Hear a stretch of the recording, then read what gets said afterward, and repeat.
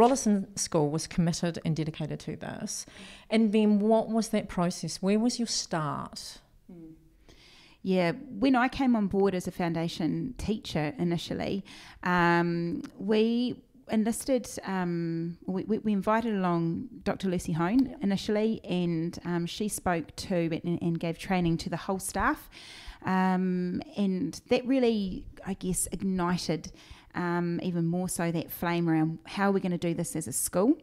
We then have a learning vehicle called Ako, and in that the philosophy behind that learning vehicle is around that tuakana tēnā approach, that relationships are really, really important, and using the tools from Lucy and from the things that we had learnt along the way, and going out to places like Sparklers and bringing on board a lot of things that gave us that foundation, and I think we're really lucky that all of our staff saw the importance of it.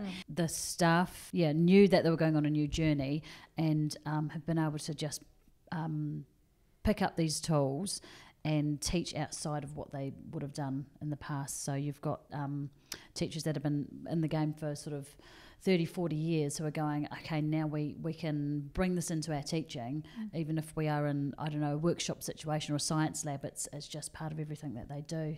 And it's really great to see this type of learning sitting outside the health PE curriculum, which is normally where it's put. I'm interested too in your just how confident you are around hauora and being able to talk about mental health and wellbeing. Like sometimes that can be really hard for teachers to do, or anyone to do.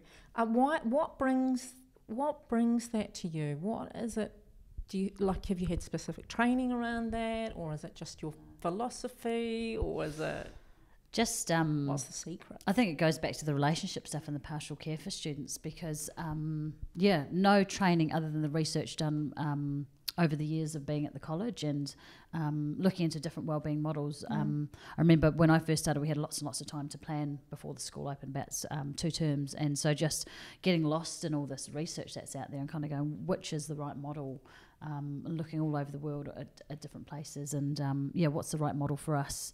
We talk about at the school, everybody's an individual, and when we were looking at a wellbeing model approach, we decided that we didn't want to just go with one, and so our model of wellbeing is known as the hauora kete, and in that kete is a whole lot of different wellbeing tools that, depending on the individual, they can go in and dive in and use. I'm a big advocate of Te Whare Tapawha, and then we've got 5 ways to wellbeing, we've got Puma V. There's so many different things that, depending on who you are as the individual, you can use at different times. And I think that approach has meant that everybody can see a connection around wellbeing and why it's important to them, because they can find the tool that best suits them. For some people it might be going for a run, for others it might be sitting down and doing some mindfulness. And so I think the training has been exposing ourselves to as many things as possible, so that as individuals, both staff, students, whānau, they've got something to connect to. Yeah, nice. And they've got permission as well to do that. So a couple of other things we dive into is things like growth mindset and pause, breathe, smile, and that mindfulness area. And initially some of the students were going, oh, what's all this mindfulness stuff about, as we were running sort of some initial sessions. And then down the track, as we had one of our staff working with our rugby team doing yoga and mindfulness as part of their Wednesday practice. You know, they're doing the outside physical stuff that they need to do, but understanding that they need to do the breathing. We wanted to make sure we were somewhat of a fence at the top of the cliff rather than an ambulance at the bottom of the cliff, which so often pastoral care is, oh, this has happened for this learner and this and this and this, and they're so low down that you've got to bring them back up and engage in, external mental health services you do need from time to time, but we want to make sure that they've got the tools before they get there, or while they're not feeling great. And it's a perfectly normal thing. You guys are talking about the Check and Connect. That's in Dr. Lucy Hone and Denise Quinlan's book. Do you want to talk to me about that? And because I think that's a beautiful tool that lots of schools could just pick up so easily. When we first opened the school, there was looking at how can we make sure some of these things are brought into school. And I remember thinking about how important it is to have FaceTime with people, and I don't mean on the phone, but actually face-to-face time around a table and chat, because there's statistics on how little time people have together face-to-face. We're not eating meals around a table anymore. We're not, in the evenings you're just on screens. Back in the day, when I was a kid, it was one screen that the whole family was watching. Now it's different screens in different rooms. But the importance of sitting down face-to-face to really check in and see where people are at, and it can be really, really short. So the initial idea was about coming around the kitchen table and breaking bread together, and then it sort of morphed into what we do now, which is we make sure that when we're doing our Check and Connect, you're in a circle. You're not sitting in rows of desks, but we'll move away from the tables and chairs, and you'll see at certain times of the day these circles all through the corridors in the school, which when you're heading down the corridor can be a pain, but you're like, actually these guys are doing some really important stuff. So the Check and Connect is used in all sorts of classes. It can be a teacher facilitating a whole group. It can be, we might do it at the start of a staff briefing, and that is just talking to the person next to you about a certain topic of Check and Connect. Different, because we grew, our school roll is now 1,450. It'll be closer to 1,600 next year. We have a huge challenge with rapid growth in our schools. So sometimes around the table doesn't always fit in the space that we might have. So we have we have these Check and Connect boxes with a whole lot of tools in there that you could use for your Check and Connect, whether it's... so a teacher would have that? There's teacher work boxes, and it might be one of the tools we use is called a feelings tree, and it has our little seed man on the tree, and you can point to where it is and how you're feeling. It could be talking about peaks and pits. It could be talking about a picture on the floor, and you have to grab one of them and say why you feel connected to that picture today. Character strengths are also, we use a lot of the VIA character strengths in our school, and it could be pick a character strength up and talk about why you're going to use that today. Just anything that gets people talking about how they're feeling is really, really good. But equally, through Check and Connect, you're getting to see how others feel, and you're developing empathy towards others, and that actually really helps your own well-being at the same time. So Check and Connect, hugely powerful, and probably has helped to cement the fact that well-being is a whole school approach, because it's being done everywhere. It doesn't matter what class you go into, whether you're year 9, year 13, whether you're the staff, it's there and it's living, and that's really, really important. And that's so good. That's so good. Like, and I'm hearing with you, like, this is a whanaungatanga session, your Check and Connect, isn't it? And I'm hearing other kind of cultural values come through. I'm guessing, obviously you're working with Te Reti o Waitangi and Te Whare Tapawha. Is there any other kind of cultural elements that you brought with you as a part of this?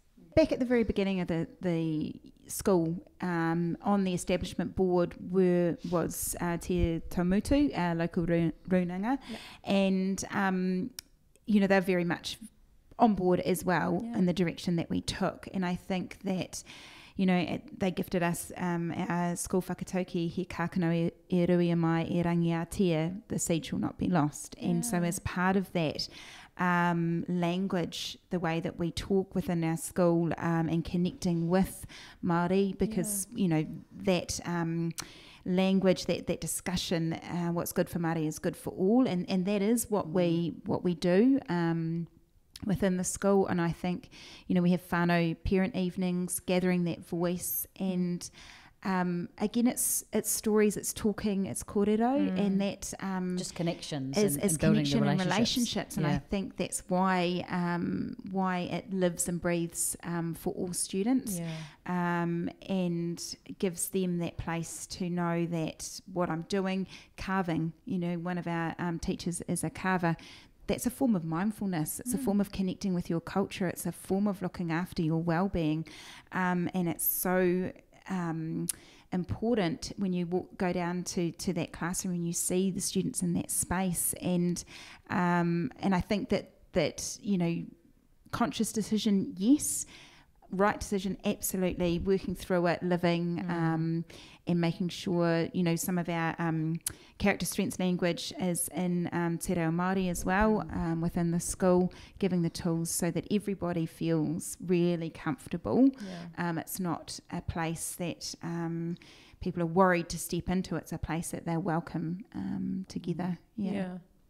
Yeah, they're deeply connected, aren't they? The whole school approach to hauora, the whanaungatanga connections, relationships, embedding of kaupapa Māori practice, for example, all speaks about, you know, as all imminently good for wellbeing. There's no doubt. Definitely. And that's why just we've often talked about how with the hauora stuff that we focus on is our whole school culture as well as curriculum, so it just flows between the two. Talk to me about what difference this has made, because that's the other thing that gets in the way, is that we think, well, what's the evidence of this, you know? And so I'd be really interested to hear what difference you think it's made inside of your school. We're a really collaborative school. And each teaching team that people are part of, we have collaborative agreements, which is, you mentioned before about the whanaungatanga, so it's getting to know people and what they need. And so even that aspect of wellbeing, if Kelly and I are in a planning team together and she's super organised and super planned and I'm a bit of a cruiser, we've got to find that middle ground where if I want to walk in the door and plan the lesson as I'm walking in the door, that's not going to go well for her. And it's meaning this isn't going to be a good relationship, and the flow-on effect for the kids, seeing this team not working together. So whether it be our senior leadership team, we've got a collaborative agreement, so we know how each other works. We know each other's character strengths, so that means we can have a far better connection, so that if we're under the pump, we really know what the other person needs. I know that Kelly needs coffee and not to speak to her. And what does she need? Again, not to speak to her, just let Sophie go. Sophie likes to listen to music and just get into her space, and that's really good. That's good for her. And we encourage, you know, going for a wellbeing walk as staff, especially in our senior leadership team, getting away from your desk, going for a walk, getting some fresh air, really, really important. And I think, you know, for other schools, if they're embarking on this journey, it's investing time in setting this up. You need to invest time in getting to know your learners. You need to invest time in getting to know your staff, so that down the track throughout the year it's working well. Are you measuring the impact? Wellbeing's difficult to measure. I hear this. And part of the reason it's difficult to measure is because we're all individuals. And so that's really hard. We have used different wellbeing measures before. Wellbeing at Schools survey. We've created our own surveys. I think for us, and there are important places for those, and we definitely still do that with our staff and with our students. But how do I know? Probably it's a feeling. It's how when you walk in our school you see what's happening, and sometimes that can be people saying, hey, look, I'm really stressed today and it's not good and I'm grumpy about that. But the thing is, they're talking about it, and they're not just keeping it bottled up inside. They're talking about it, and so therefore that is a measure to go and say, hey, I can see that things aren't going well for you today. What do you need? And I think that gives us a measure to show us that things are going well. I know that when we survey the kids and you ask them, do you feel like you belong? That's such an important question. Do you feel like you belong at school? That gives you a really good answer around if they have that connection, if they like coming to school, if they feel like they've got a champion within school that's looking out for them and that they belong, then I think their well-being, that connection, that measure of that is high. But what you have to understand is that they also might say, but my well-being's low, I'm really not sleeping well. But they've got a place of belonging and they know how to talk about it. So sometimes well-being measures, if you were to ask them, where are you on your whare, and you might look at the answer and you go, they're collapsing. Oh no, their well-being's not good. but actually they're able to tell you. Yeah. And then the next question is the most important one. So how are you supporting yourself in that? I think my top tip and takeaway is look after yourself, know what you need for your well-being. Yeah. And probably to sum it up from school is that, Brené Brown has a wonderful quote about being guardians of the spaces that we inhabit and that we're part of. And I think when you're working with rangatahi, when you're working with teenagers, we have such a privileged job as educators. We're so lucky to work with them and the space that they exist in. And we have this wonderful sort of time to help them find out who they are and who they're going to be beyond school. And therefore focusing on not just academics, but focusing on the whole person and being part of that journey and remembering our why. Why did we step into the classroom? And it's to create the space for those students to figure out who they are, to flourish, and then to go on and do wonderful things beyond school. So good. So good. Always bring it home with a quote, don't you? Like a good quote. It's a great quote. They just need to know you're a human being, not a robot, and that you've got feelings too. Don't live at school.